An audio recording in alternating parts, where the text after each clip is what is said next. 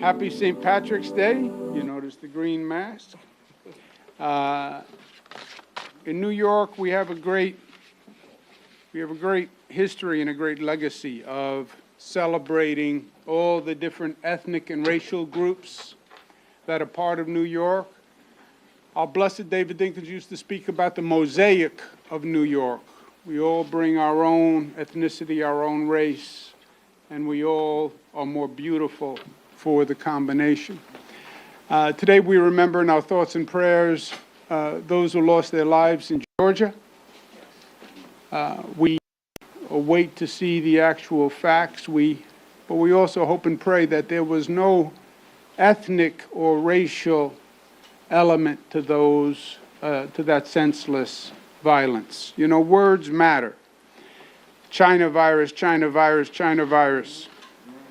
The number of hate crimes against the Asian community has gone up 150%. By the way, we were not attacked by the China virus, China virus, China virus. New York, we were attacked by the European virus. It came from Italy, came from Spain, came from France, didn't come from China. So words matter, and the division has to stop, and the anger has to stop, and the healing has to start. Pleasure to be joined by so many esteemed members of the community and of this effort. We're going to be hearing from a number of them, but I want to say a special thank you to Reverend Dr. Johnny Green, who's hosting us today. The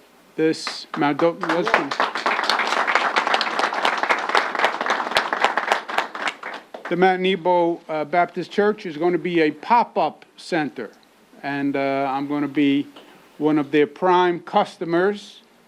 Are you giving me the needle? Is that why you're laughing? It makes me nervous. Now I'm nervous. Now I'm really nervous. But I want to thank, let me just catch my breath, Dr. Reverend Green for hosting us and for hosting the pop-up center. We have the Dean of the delegations. We have Congressman Charlie Rangel with us.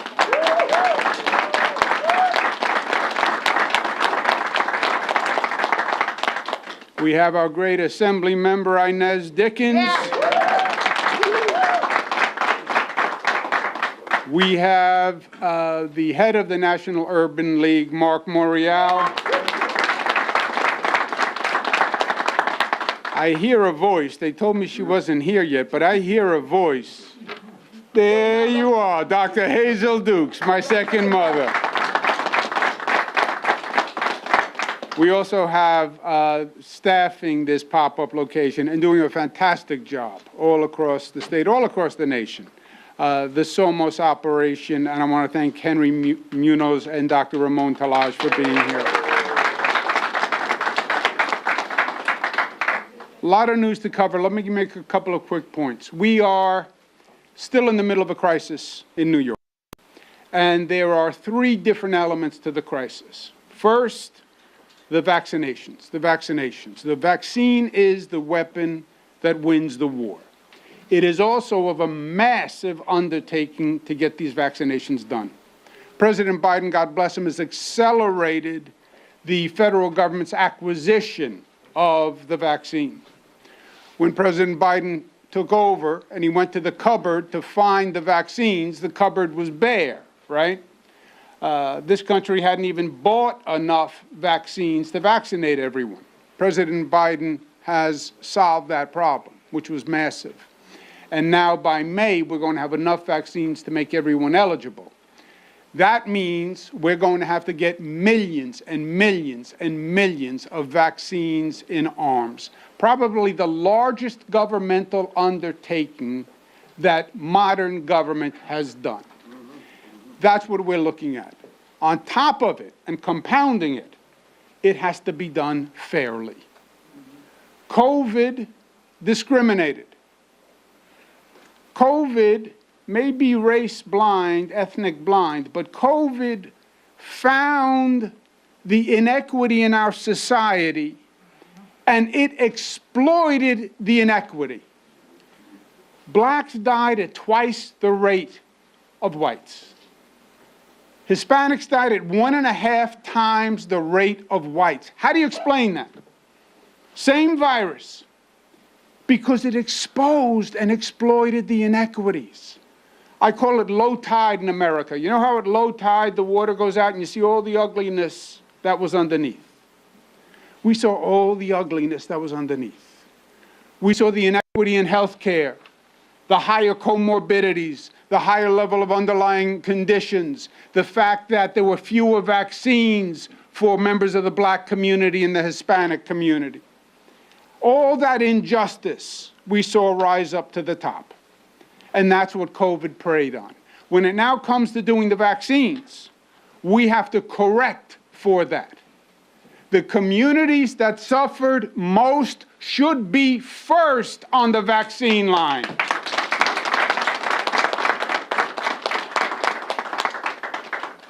We're not there yet. New York City, listen to these numbers. 53% of the population in New York City is white. 56% of the people who have gotten vaccines are white. Members of the black community, 27%, only 19% of the vaccines.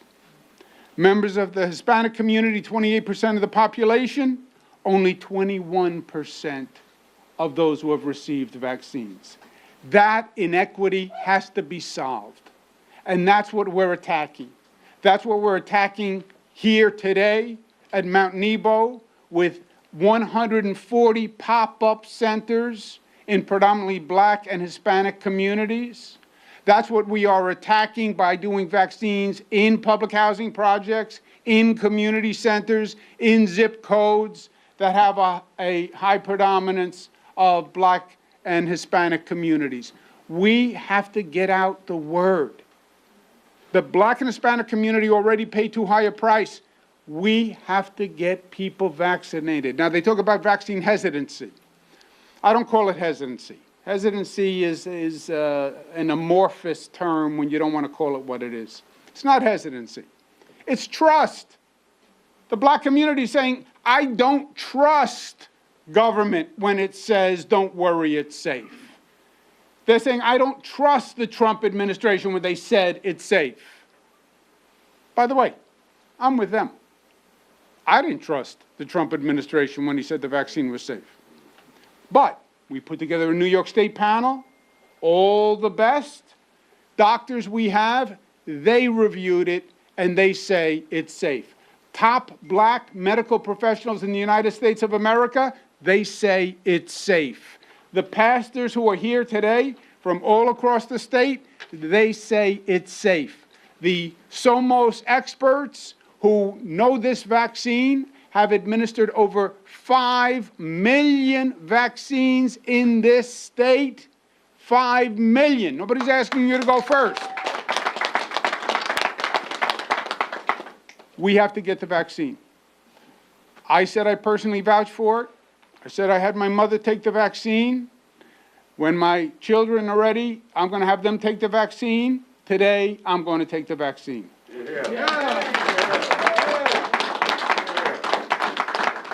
And I'm going to take the Johnson & Johnson vaccine because I want to make the point, take whatever vaccine you can take. They all work. They are all safe. Don't try to pick one over the other. Take whatever vaccine you can get. Second crisis we have to deal with is we're up in Albany doing a state budget. Assemblymember Inez Dickens is here. Keith Wright is here. Many former state legislators. This is the most important budget in the history of the state of New York since I have been alive. A budget is not just a budget. Budget is a management plan for the whole state. We have a lot of damage to redo. We have a lot of people who suffered economically, who couldn't pay their rent, who are out of a job. We have a lot of work to do and a lot of fairness to bring. And we have to get that budget done, and we will. And the third element of this crisis is the Bible says, to everything there is a season. This is the season, my friends, to rebuild. We have the vaccine.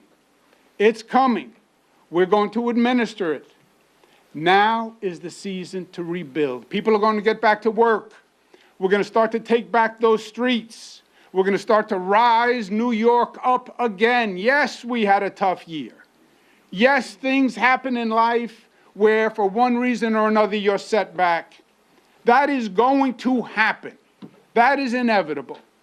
The question in life is who gets up, and who gets up stronger, and who gets up smarter, and who gets up faster. And that is New York. That is what we do. That is who we are. And for those doubters, oh, I don't know, COVID is hard, I don't know if we can rebuild. I heard those doubters after 9/11. Remember after 9/11? Oh, this is bad. We're a target. We're a target. We're going to be forever a target. You couldn't get people to come back into the city. You couldn't get people to go back downtown. Oh, 9/11 is going to change things. Yeah, baloney. We're stronger than ever after 9/11. We're more unified after 9/11. We rebuilt better after 9/11, and we're going to do the same exact thing after COVID. That is the season we are in. Let me now introduce and invite, please, Reverend Dr. Johnny Green to say a few words. And again, let's give the Reverend a big round of applause for making this a pop-up center.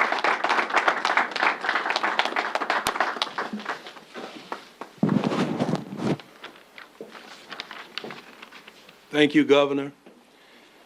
John Maxwell tells us in one of his books on leadership that everything rises and falls on leadership. That's right. And we can truthfully say today that we've had the best of leadership under Governor Cuomo during this time of pandemic crisis. So let's give our governor another hand. I want to take this time to acknowledge my brothers and sisters in ministry, fellow pastors and leaders in our Christian work. I want to begin by acknowledging the presence of our state denominational leader and president of the Empire Baptist Missionary State Convention, and also the founding chairman of the board of Impact, Reverend Dr. Carl Washington.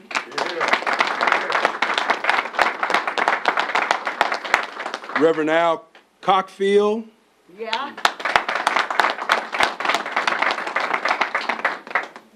Reverend Carl Wachop. Bishop Orlando Finlater. Yeah.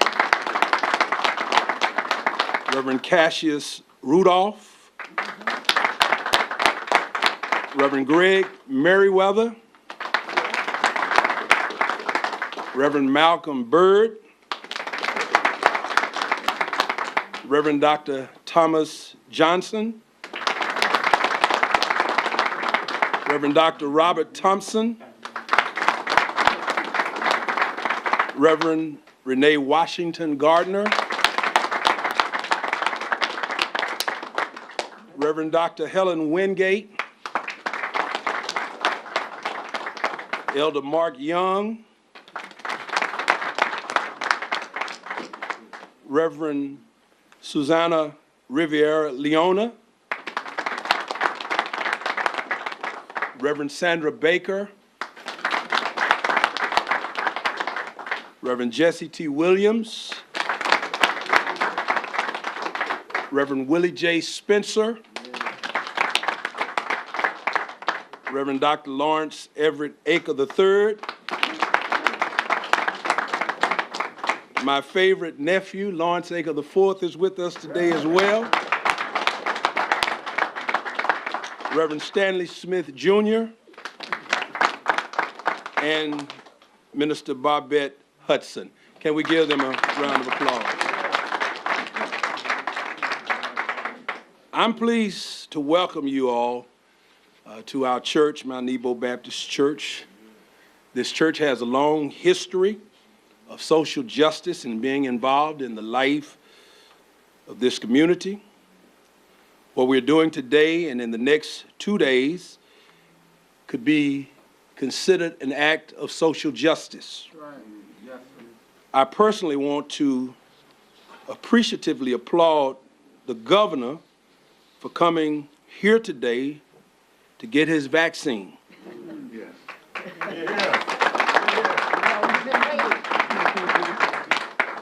As I look at that, I believe it says two things to us today.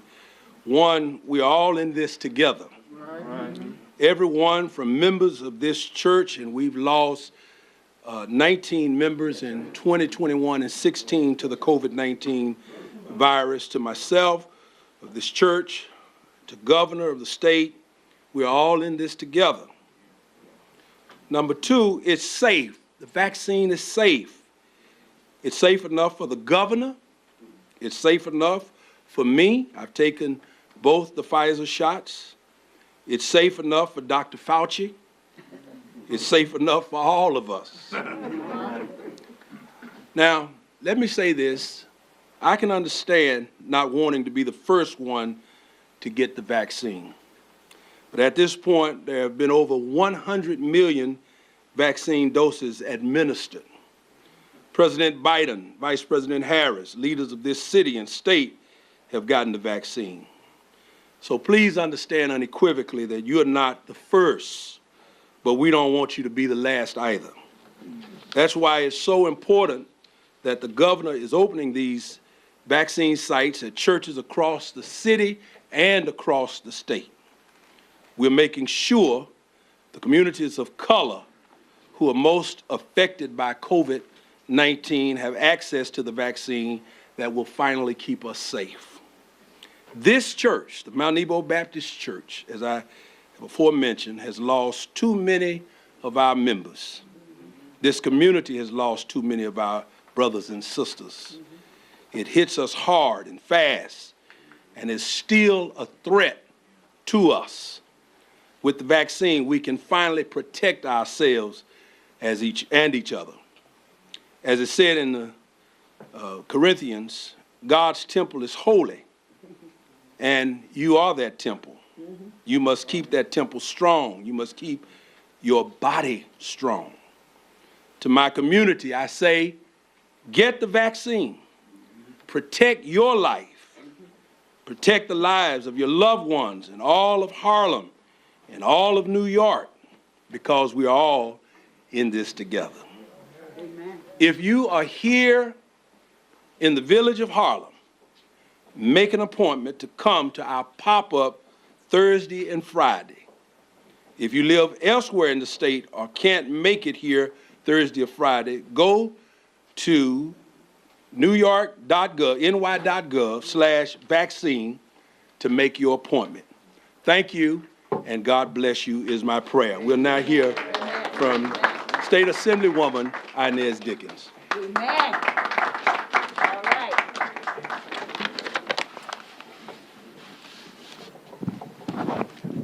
Thank you. Thank you. Good morning. Good morning. Good morning. Thank you, Governor Cuomo, for bringing us here today. And I want to thank you for your leadership throughout this crisis. Now, I know that we're at Mount Nebo, and I know that we're here with Reverend Green, Dr. Green, but I must acknowledge my pastor, Pastor Washington. But I mean, we've got a lot of ministers here, so we're truly blessed this morning. Amen. Because of all the ministry that's here, that's laying hands on all of us. A lot of other people would have buckled under the pressure or shied away from addressing the injustices COVID exposed in our health care system. But you did not. Today is a great day for a lot of reasons. First, I'm excited to see the governor finally get his shot, which is a long time coming. I'm also excited that we have all these pop-up centers at NYCHAS and at Mother Zion, Reverend Malcolm Byrd. I want to thank you for opening up so that the community doesn't have to go far to get the vaccines. But I'm just as excited that the Urban League is finally coming home to Harlem, where you started. For more than a century, the Urban League has been a force for real change. That's true today under Mark Morial, as it was when the League was founded here in 1910. I was proud to sponsor the legislation that helped shape this vision into reality. This is a real community partnership with real community investment. The complex we're breaking ground on pays tribute to our history. The Civil Rights Museum will be a nation-leading monument to where we have been and where we are going. It will honor those who came before us, and they will remind us of the struggles we have endured, and they will help to formulate the leaders for tomorrow. Yes. But this entire complex will chart the course for where we're going. I know that the Urban League will soar to even greater heights now that it has finally come home. We need them and Mark Morial to be right here in the community to empower residents to grow and thrive. The retail will generate much needed revenue to help this community survive. Today is just page 1 in the new chapter of Harlem that is inclusive of the indigenous population. All right. Thank you, Governor, for being such a friend of the National Urban League. Thank you for signing on to the legislation that we passed in both the Assembly and the Senate that said that the 170 units would be affordable at AMIs of 50 to 80% max, which hadn't been done in years. Thank you for never losing your faith in Harlem. Now we need everyone to get vaccinated so we can see this project through. I know Reverend Green and Mount Nebo congregation are ready for this crisis to end. For this congregation, this house of worship has seen far too many losses, as has so many of our churches, so many of our families, so many people. So please come and get your shot. It's the only way we can get Harlem back to the vibrant, strong community we've known and loved for 100 years. The governor is about to get vaccinated. It don't hurt, bro. It don't hurt. He held out for 4 months, waiting until it was truly available to Black and brown communities. Now that it's here, we all need to trust it and end this crisis that has nearly destroyed so many businesses and end it for good. Thank you. Thank you. All right. Thank you so much, Assembly Member. And before Mark Morial comes up, I just want to add some details to what the Assembly Member just mentioned, because this is a very, very big deal. Mark Morial, as you know, head of the National Urban League, national leader. He was way out on the forefront of the whole social equity issue when it came to the vaccines. He was talking about it for months and months before anyone ever mentioned it. He's always been a leader. I know him from the old days when he was mayor of New Orleans. No, how do we say that again? Nolans. I have a southern accent, you know. South Queens, that's what that is. So when he was mayor of New Orleans and we'd go down there, he was always a superstar. But what is happening now in Harlem is going to be phenomenal. Because under this president of the National Urban League, he is bringing the National Urban League back to Harlem, where it started in 1910. That's a picture of the rendering of the new center, the Urban League Empowerment Center. It is going to be a headquarters. It's going to have a museum. It's going to be an office complex. It's going to be a housing complex. It's going to be a retail complex. It is a $242 million complex, 500,000 square feet, the largest mixed-use development in Harlem, period. That's what this is going to be.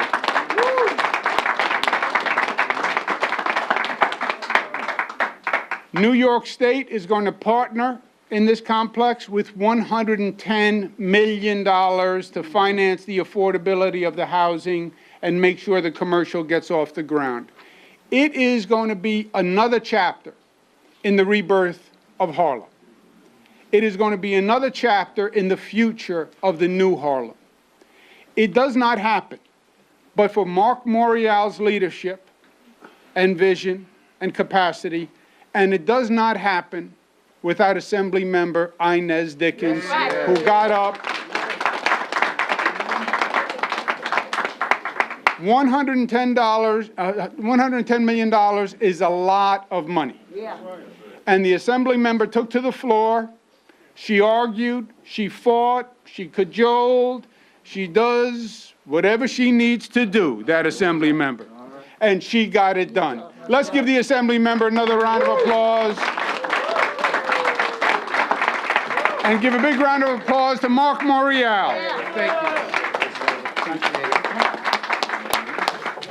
First of all, good morning. Good morning. To Pastor Green, thank you for having us in your home today.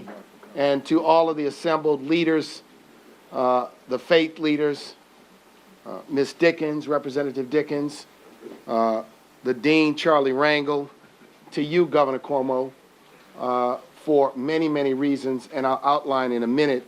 Let me just say, before I talk about vaccine equity, how significant and important each and every one standing behind me has been to produce this opportunity for the National Urban League to return to Harlem on 125th Street. But here's the story. In 2010, Chicago, Atlanta, Washington, D.C., and Philadelphia came knocking on the door of the National Urban League, saying, why don't you relocate to Chicago or Philadelphia or Atlanta or Washington, D.C.? Mind you, we have been, and we were founded here in Harlem in 1910 by a black man named George Edmund Haynes, the first PhD social worker from Columbia University, first black, and Ruth Standish Baldwin, a white woman who was a leading suffragist of that period. And after 100 years, I asked myself and the board of the National Urban League, should we entertain these offers? And I said, before we entertain any offers, I want to go talk to my friend Andrew Cuomo, because we're not going to entertain any offer if there's a better offer here in New York City and in New York State.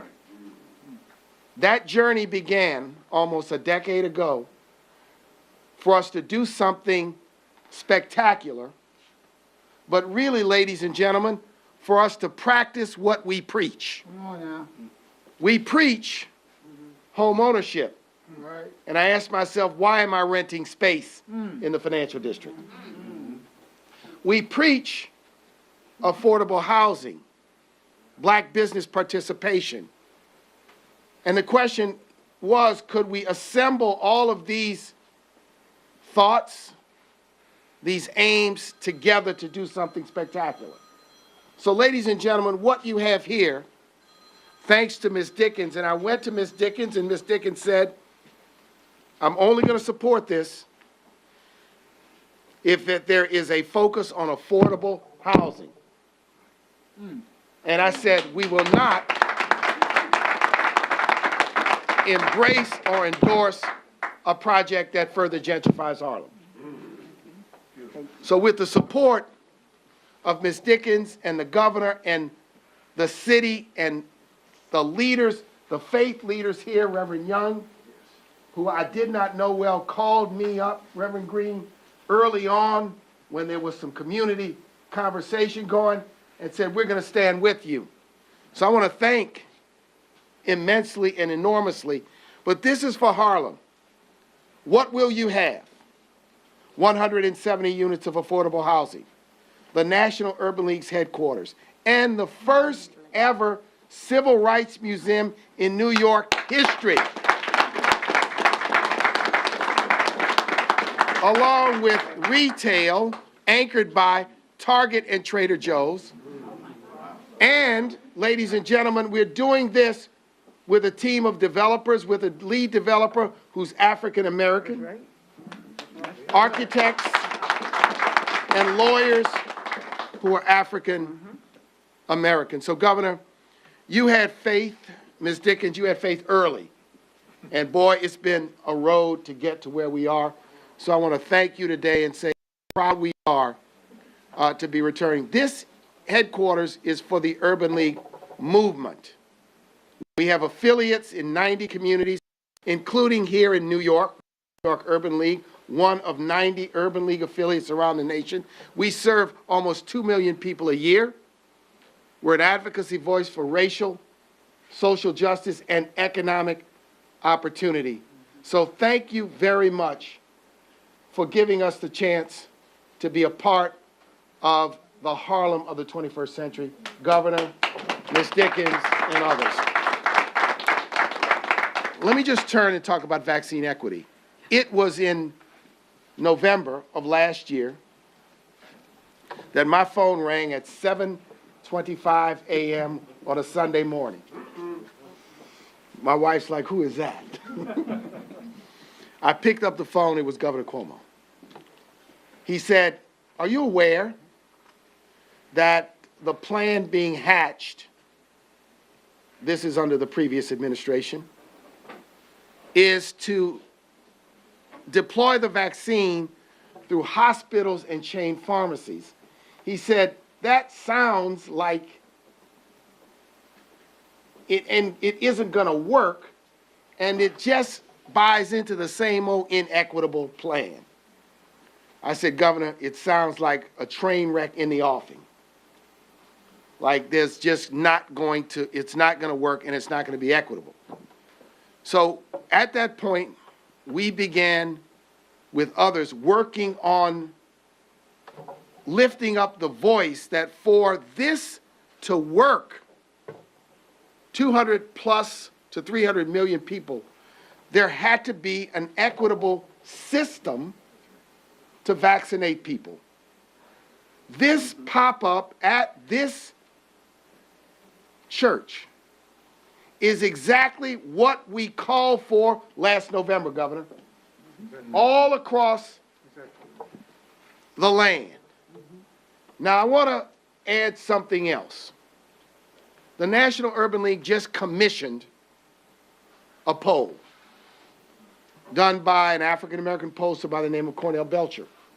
We tested attitudes with respect to the vaccine in the Black community, in the Latinx community, and in the Asian American community.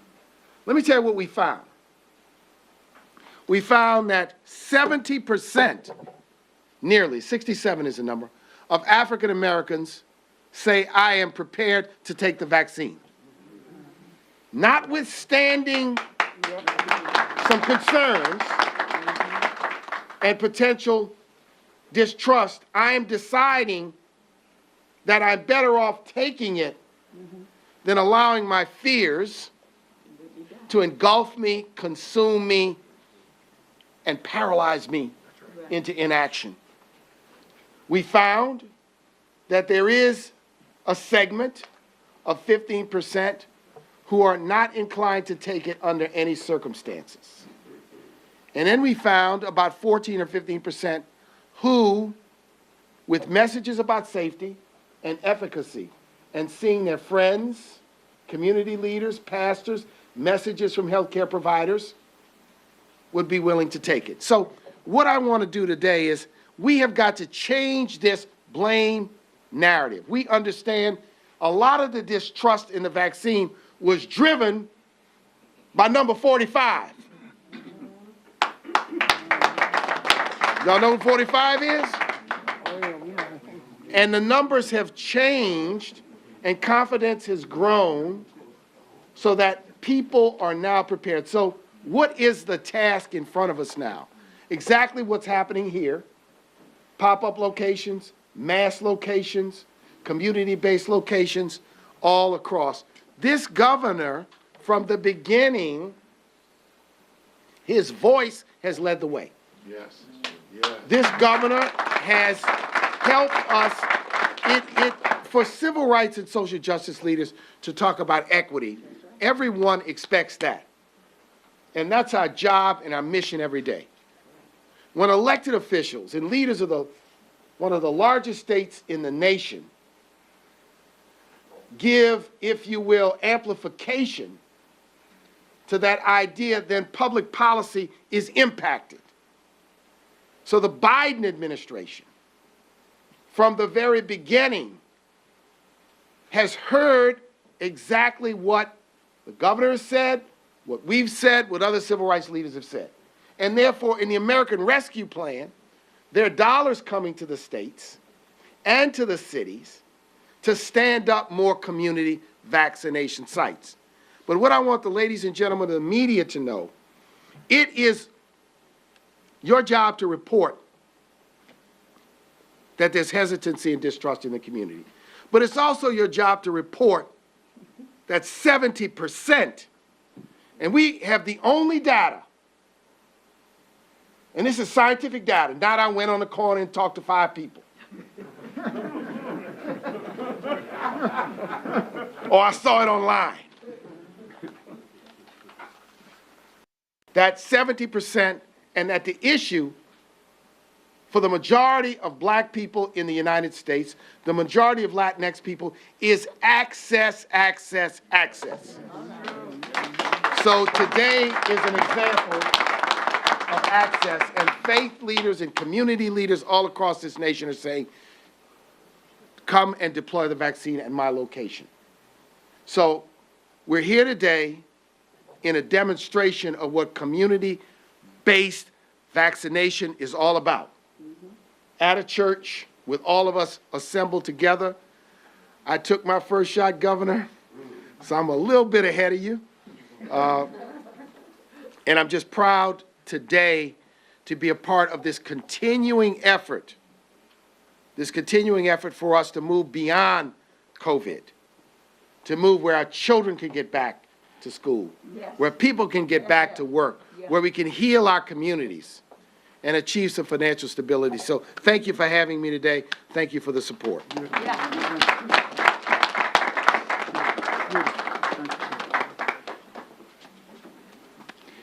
Let's give him another round of applause. Mark Morial, National Urban League, comes back to Harlem. Yep. It's my pleasure now to introduce Dr. Hazel Dukes, head of the NAACP. I refer to Dr. Dukes as my second mother because no other woman has been as frank and candid in disciplining me and telling me where I make a mistake, being as forthcoming and honest with her helpful advice on the error of my ways. Also, I want Dr. Dukes to know this state is the progressive capital of the nation. Not because we talk the talk, because we get things done. There is no state in this country that has passed more progressive legislation than the state of New York. That is a fact. That's right. It's not an aspiration. We did it. No one else passed the criminal justice reforms that we passed. No one else passed Enough is Enough. No one else passed the highest MWBE goal in the United States of America. We did that. We did that. And that change does not just happen. It doesn't just happen because somebody gets up and gives a speech and runs in a campaign and puts down a plank in their campaign. It happens with hard work. Change is hard. And it takes somebody to fight that fight and push that stone up the hill and deconstruct the stranglehold of the status quo. That is Hazel Dukes. Fight after fight after fight whenever we need to make social, racial, economic justice. Hazel Dukes is the voice we go to. And we have a beautiful thing to celebrate today. Because today, with all this good news, whose birthday is it today? Hazel. Happy birthday to you. Happy birthday to you. Happy birthday, dear Hazel. Happy birthday to you. Only a son. Happy birthday, Hazel. I will bless the Lord at all times, and his praises shall continue to be in my mouth. Good morning. To Reverend Johnny Green, my friend. We've been having some ups and downs and rounds, but we all stayed together. Reverend Washington. But the New York State Baptist, now I know all these ministers in here. Every one of you. I know all of them.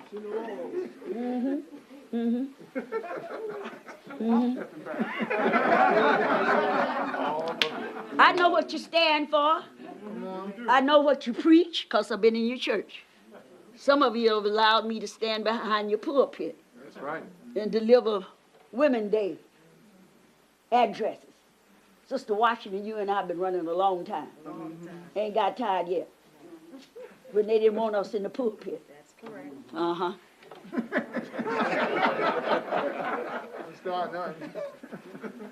Let me say a word about my assemblywoman and my congressman, always. My congressman. Always. Inez Dickens is a fighter for what is right. But I must say that Mariel forgot one thing. We had an elected official said we don't need no urban league here. And Keith Wright and Hazel Dukes went to Sirius with you. That's right. I put the breakfast together. And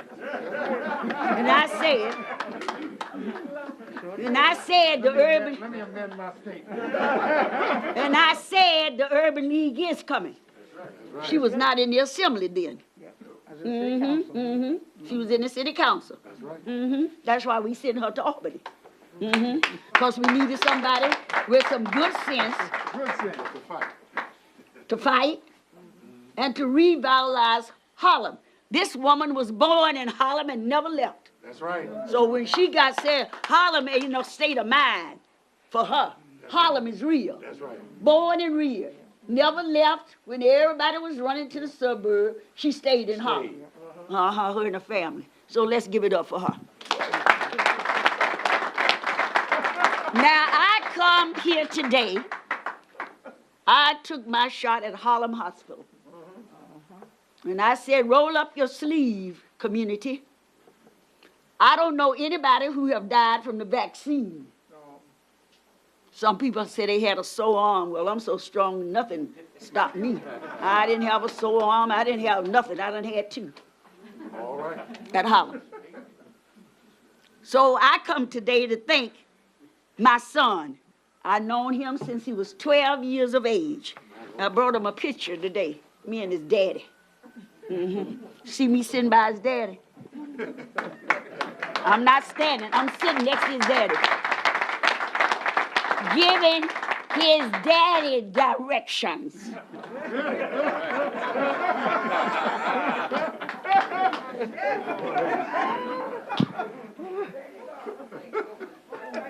So I want to thank my son for his leadership. Somebody called me and said, I didn't know you had a white son. I said, he ain't white.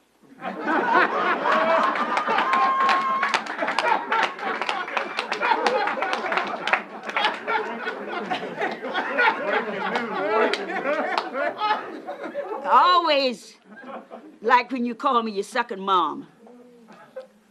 I'm proud of all your leadership on COVID and the great things you've done for our state. We was the last state raised their age.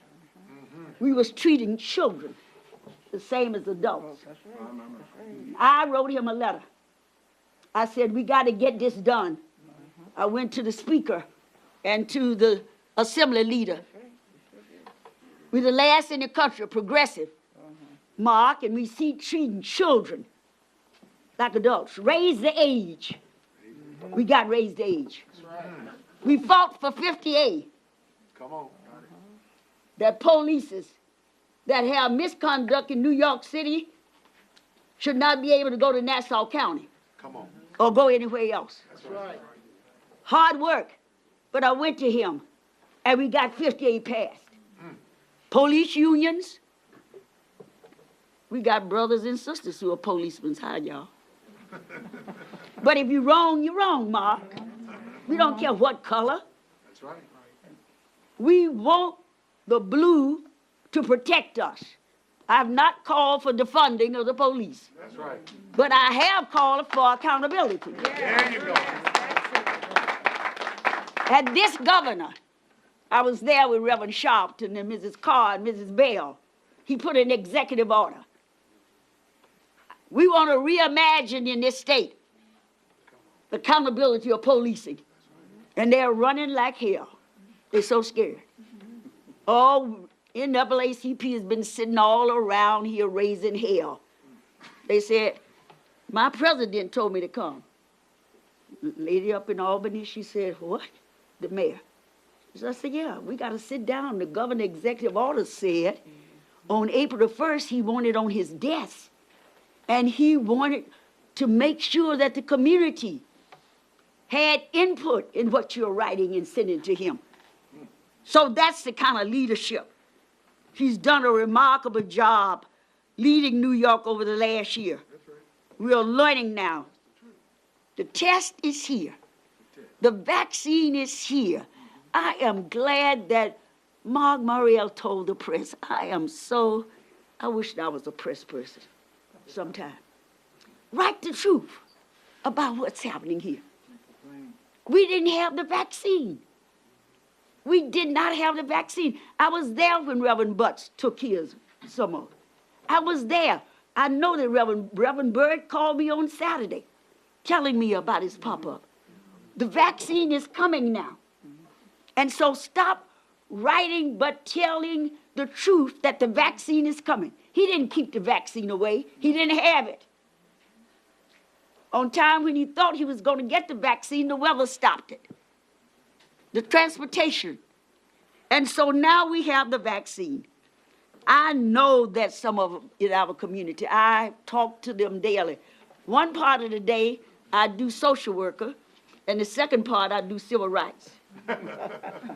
Social working is telling my community to come and take the vaccine.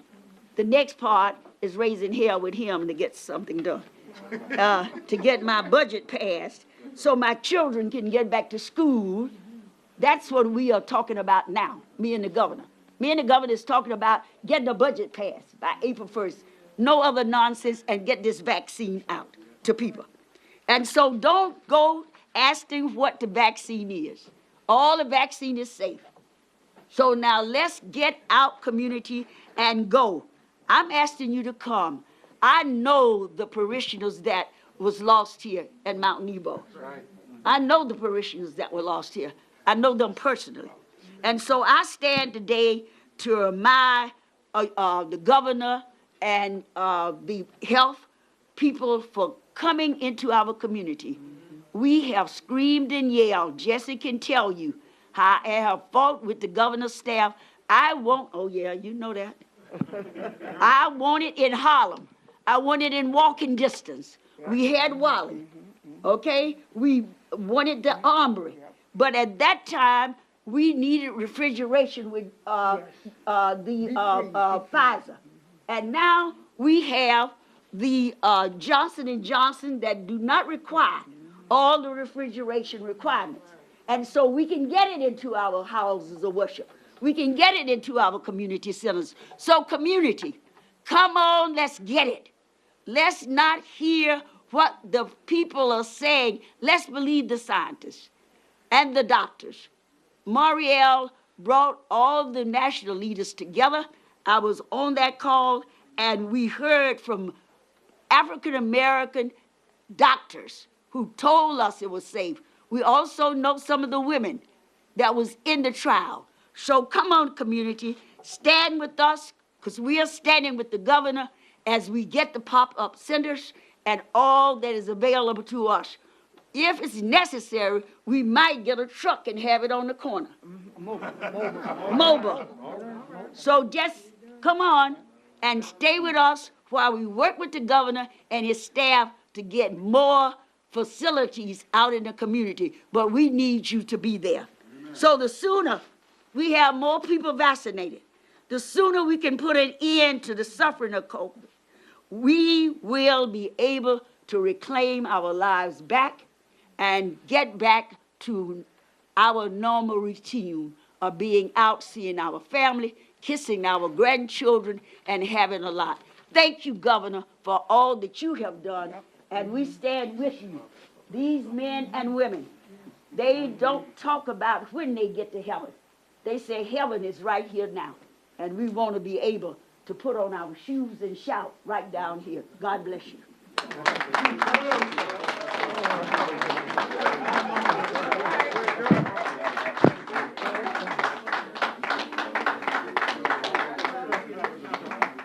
You wonder why I am the way I am. You see how I was raised. Happy birthday, Hazel Dukes.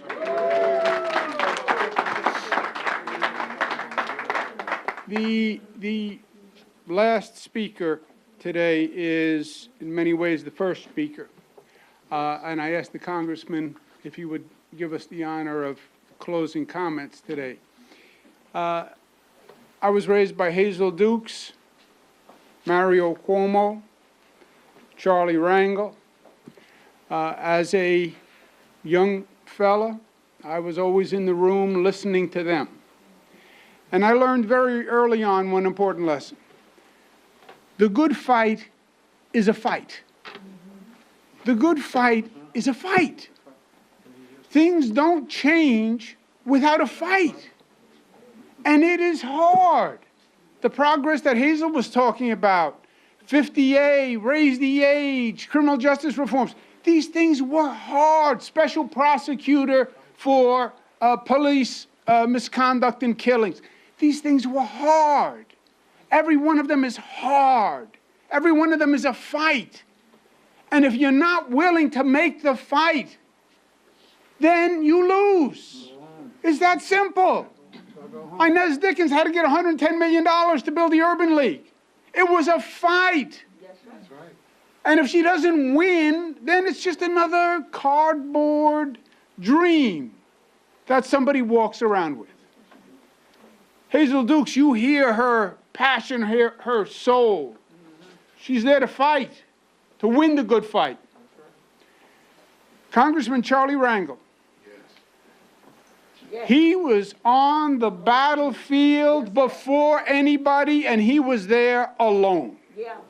He was a pioneer who broke trail. When you break trail, it makes it much easier for the person who's walking second. That's right. It's the person who goes first that gets all the branches and all the thorns and all the pain of going through that trail first. And it was Congressman Charles Rangel, Basil Patterson, Carl McCall, David Dinkins. They broke the trail. Percy Sutton. I was in Washington. Young fellow, I went down to work with the Clinton administration. But Bill Clinton was going to start a new urban development program called Empowerment Zones. It was a renaissance of urban rebuilding. Hadn't been done in decades. Congressman Charles Rangel was in the room. And there was a discussion with President Clinton. I was there because I was at HUD, and I was going to actually administer the program. And they were talking about how to design the legislation for the empowerment zones. An empowerment zone is going to be like $150 million. It was a phenomenal grant to an urban community. And the congressman and the president were discussing how many there were going to be nationwide. And they wanted to keep it small because they wanted to make sure there was enough money for each one to be done right. They didn't want it to become model cities where everybody gets 50 cents and you wind up accomplishing nothing. So they wanted to keep it small so we had enough funding. And the president said, well, maybe we can do 6.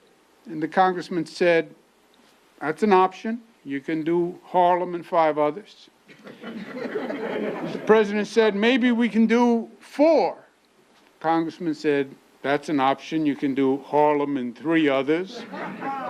And I'm looking at the congressman. His face is not moving. The president said, maybe we do 7. He said, that's true. You can do Harlem and 6 others. But there was no way Harlem was not going to be an empowerment zone. And that began all of this. That began all of this. That was the bold, boastful, optimistic statement. We can bring Harlem back. We can bring 125th Street back. We can reverse decades of decline. Nobody believed it. But Charlie Rangel did. And now you look at all the things that begat. You're right. Apollo Theater, New Urban League, commercial development on 125th Street, prices of housing now going up. People wanting to live in Harlem. That all starts because of one person's courage to lead the way. An inspiration to all of us, an inspiration to me to this day. Congressman Charles Rangel. All right, Steve.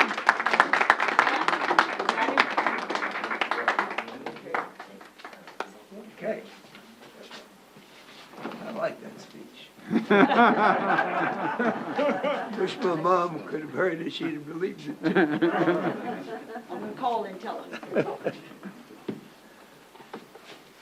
First, let me thank all of you on behalf of my wife and family for the wonderful support that you have given to me to have been able to serve this village for half a century.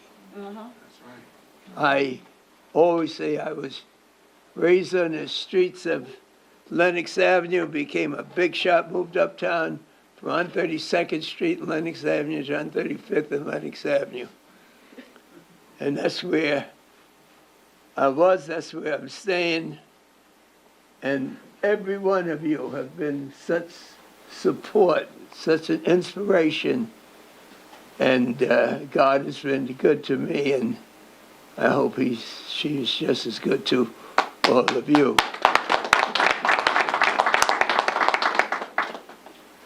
Inez? Yes, I'm behind you. You may be the last one staying behind, remember the old days, but it's all a beginning.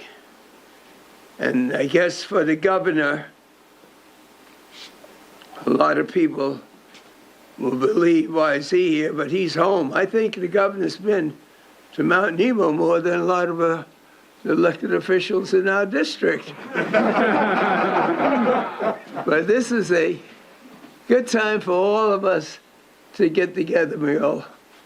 To me, we are really going through the second Reconstruction. To me, whatever reason people came to this continent and took it, when they were drafting that beautiful document, the Declaration of Independence, I looked long and hard and I couldn't find me no place in it. And I got the impression that they weren't thinking about a lot of black folks, brown folks, or yellow folks coming here. But someone put in that document in order to perfect a more perfect union. And I said, that must be what they're talking about.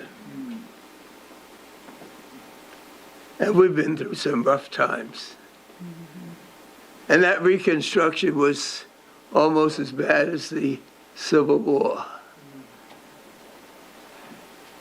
But I got a call not too long ago when someone said, Congressman, I got some very bad news to tell you, but I want to tell you first that spring is coming.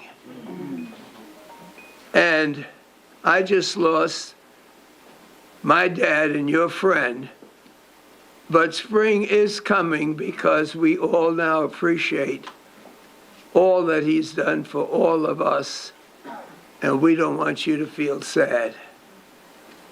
And so when the governor says that there's a season for everything, and I see all these wonderful clergy who every day try to make life a little better for all of us, and I realize that I can't jump up like I used to, but I'm here.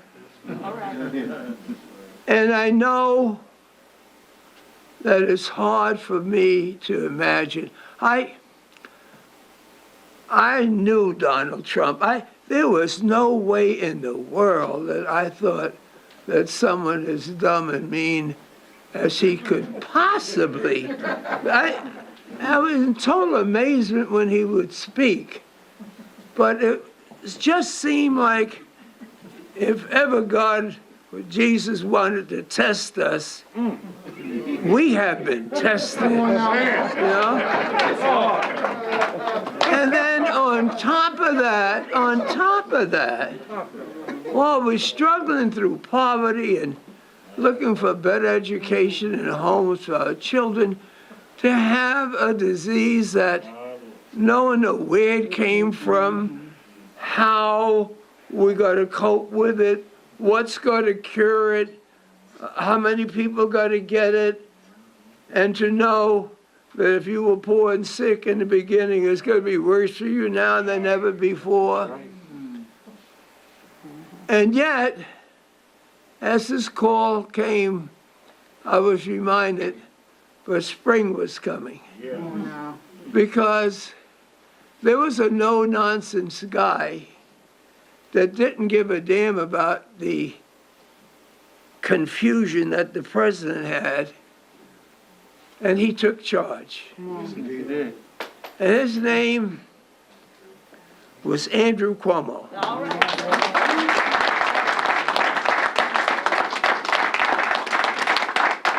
And he didn't tell us not to forget, and that it's nothing, that it's just passing through. And didn't tell us to panic, that damn it hell we weren't going to be around tomorrow. He said, let me tell you what's going on here. This is some very serious business. And he not only brought the most scientific evidence and political direction, but he brought it in such a way that so many people say, I don't know what the hell he said, but I have so much comfort that somebody is in charge and that we got to get over this thing and we got to do it together. And governors from all over the country were saying, what the hell is going on? But they watched and they listened to Governor Cuomo, and I felt so proud as a New Yorker because people were calling saying, you got hit the hardest, but you really are pulling through because somehow you managed to have a governor that had the spirit to allow you to know that this is just one more obstacle.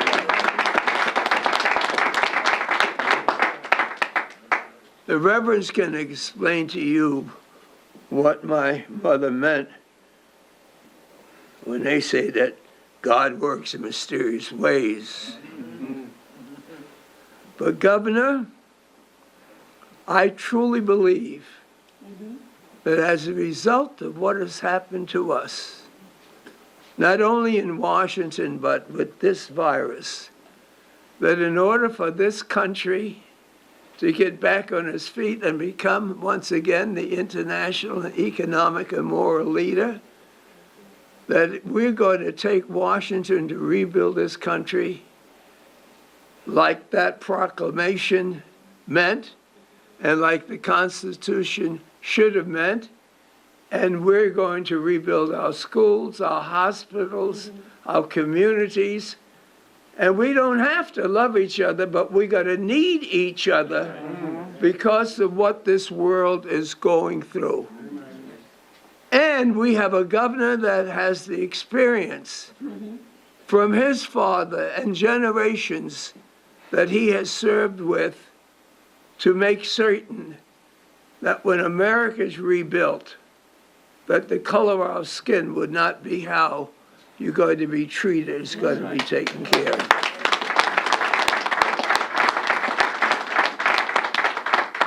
Now, some people must say, well, why would the governor pick a time like this to be coming to hospital to Harlem? He could be getting a shot. Well, in my opinion,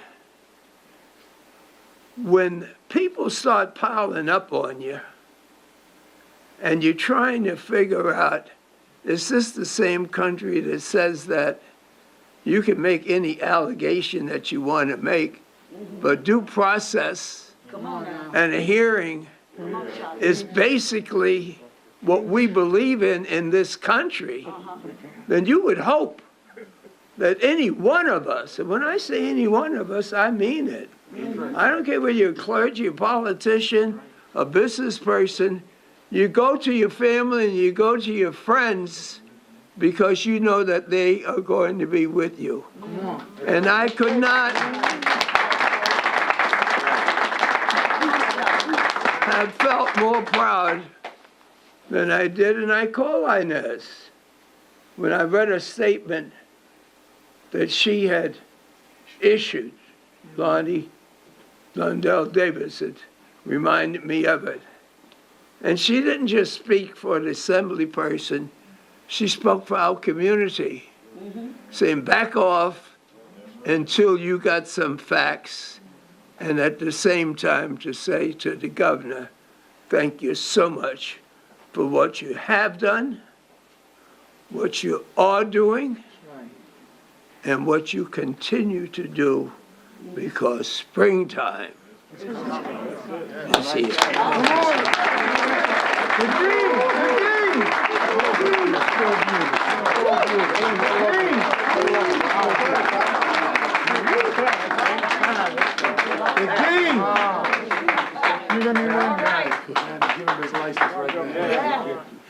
The president of the state convention said we're going to give Congressman Rangel his license now.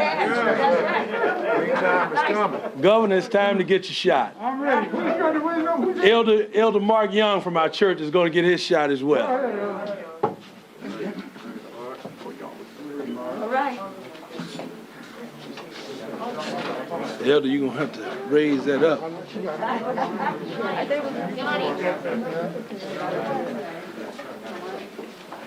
Don't hurt. Governor, don't cry on us now. Don't cry.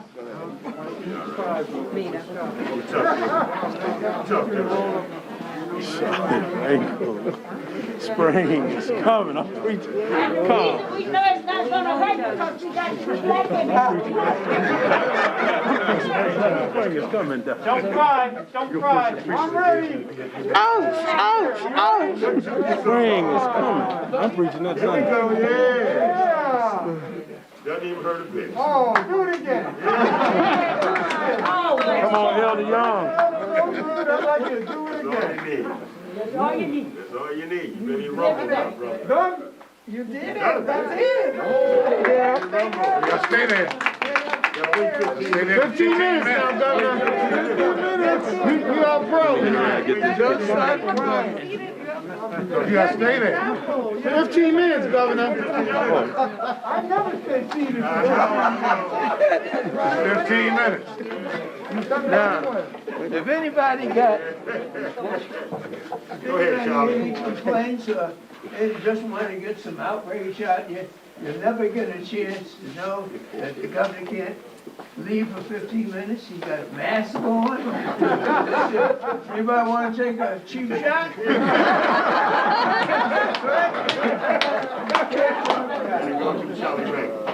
let me say, where's Hazel Dukes? Hazel, Happy birthday, Hazel. Come on up here.